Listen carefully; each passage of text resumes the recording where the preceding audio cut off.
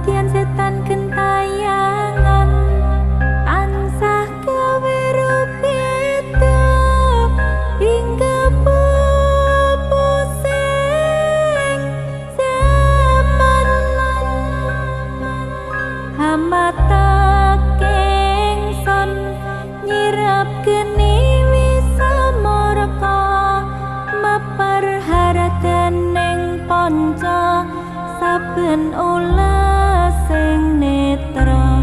linambaran seh kawelasan ingkang paring kamulyan Sang Hyang Jati Pangeran Diwangga kalbu samudra pepuntaning laku dateng Gusti sat kang amor padha mati manunggaling kawula Gusti krentek ati bakal dumati mukti ingsun tanpa piranti.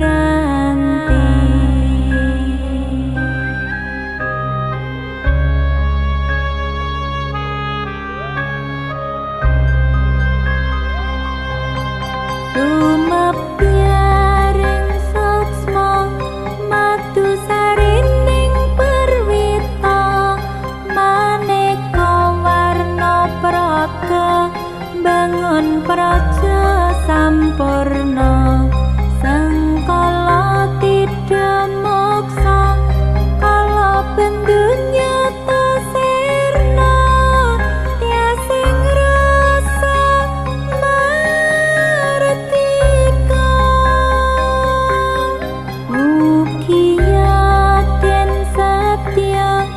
pusaka kalima sada yati dadi mustika sajroning jiwa raga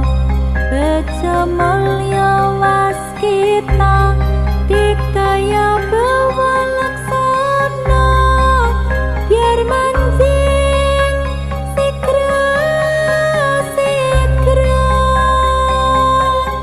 ampoh sepah wuta tan kena iso panelo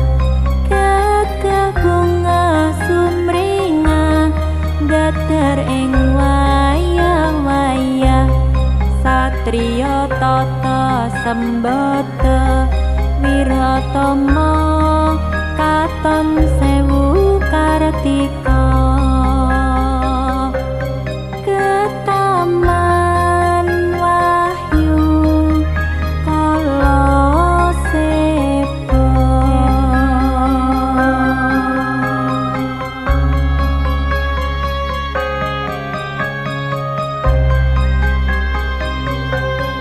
memuji ingsun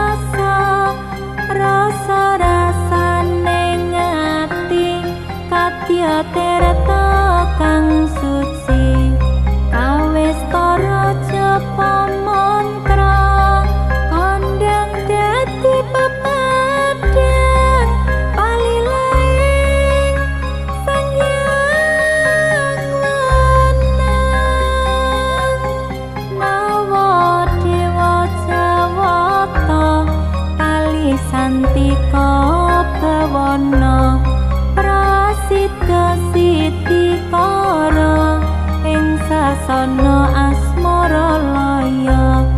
Sri Narendra Kala Seba Winisuta Engget kena Datan kingsir sewu warsa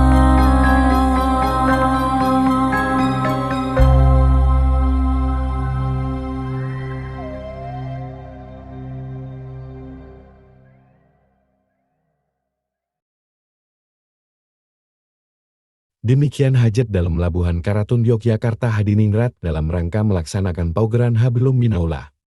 Hablum Minanas, dan Hablum Minalam di Gunung Merapi Kabupaten Sleman Yogyakarta. Mudah-mudahan hajat dalam ini diridhoi Allah Subhanahu wa Ta'ala dan negeri Republik Indonesia aman, tidak ada bencana alam yang mematikan. Amin amin ya robbal alamin.